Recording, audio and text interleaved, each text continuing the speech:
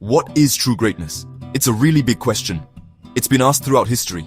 It's been on the minds of thinkers, kings, and everyday people. We all look for some kind of greatness. We want our lives to mean something, to leave a mark. We chase after success, recognition, and power.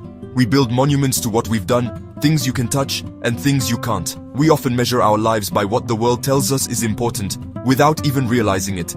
Is this path, this constant search for outside approval, really the way to a fulfilling life? This deep question is at the very heart of what Jesus taught.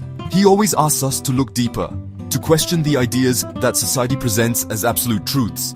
In the 10th chapter of Mark's Gospel, we find some really eye-opening stories. The world has a very clear idea of what greatness is. It's loud, it's easy to see, it's often measured by numbers. The number of followers you have, the amount of money in your bank account, the titles that come before your name. Greatness in this way is about power. It's about being able to influence others, to demand respect, to have your needs and wants met.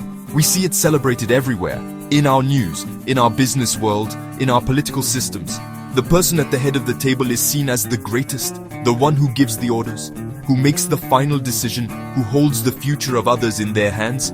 This idea of greatness is basically about being first. It's a competition, a race to the top of the pyramid. In this race, others are often seen as rivals or as stepping stones. The idea is simple.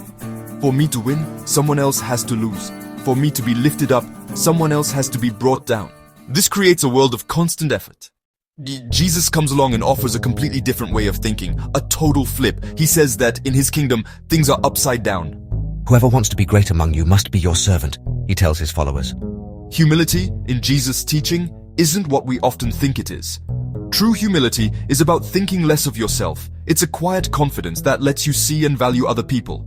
It's the strength to step back and focus on the needs of the person in front of you. Service is the natural way this humility shows itself. When you're not so worried about your own importance, you become free to serve. In the Christian way of thinking, this is an act of love. It's how we actually show our connection to others. When Jesus says, "The Son of Man did not come to be served, but to serve," he gives us the best example. He, the source of life, gives his life for others. This is the ultimate act of service, the ultimate way to show greatness. This call to serve isn't just for big, heroic things. It's something we do every day. You find it in the small, often unseen acts of kindness. These are the moments where true greatness shines. People start bringing their little children to Jesus. They just want him to touch them and bless them. This was a common practice, a sign of respect for a holy man. But the disciples, caught up in their own sense of importance, see it as an interruption. They're busy with important matters. They scold the parents. They see children as a nuisance, as unimportant. Jesus' reaction is immediate and strong. He's upset. He's not just annoyed. He's deeply offended by his disciples' behavior. "Let the little children come to me, and do not stop them, for the kingdom of God belongs to such as these." In this one moment, he shatters their hierarchical view of the world. He lifts up those they considered least important. Children, who have no status, no power, and no wealth, are presented as the very models for entering God's kingdom. What is it about a child that Jesus presents as the key? It's their ability to trust. So, what does this mean for us today, in the year 2025? The pressure to be seen, the pressure to succeed, the pressure to be powerful has grown stronger in the digital age. We're always putting on a show with our lives online, showing off an image of success. This path of being humble and serving others goes against what's popular. It means changing what we aim for. It means asking ourselves different questions. We can ask, how can I help?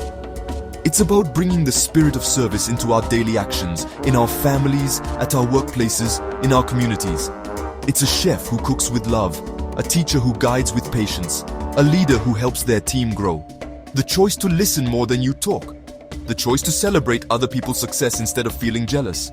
The choice to do small acts of kindness without anyone knowing. The choice to forgive when it's hard. It's a path that builds community instead of competition. This is greatness that isn't measured by what we gather, but by the love we share. Let's embrace the wisdom of a child. Let's approach each day with open hands, ready to receive the gifts it holds, ready to share them freely. Let's have the courage to be humble, to find our strength in serving others. This isn't a lesser path. It's the greatest one. It's the path to a life that succeeds in God's eyes, a deeply joyful life, a deeply meaningful life. This is the true greatness we are all called to. It's a greatness that has the power to change our own lives and to quietly and beautifully change the world around us. A child receives a gift with open hands and a joyful heart, without asking if they earned it or are worthy of it. This is the secret to a joyful life. A life rich not by what it owns, but by what it gives. In Mark chapter 10, Jesus invites us to discover a greatness that transforms everything.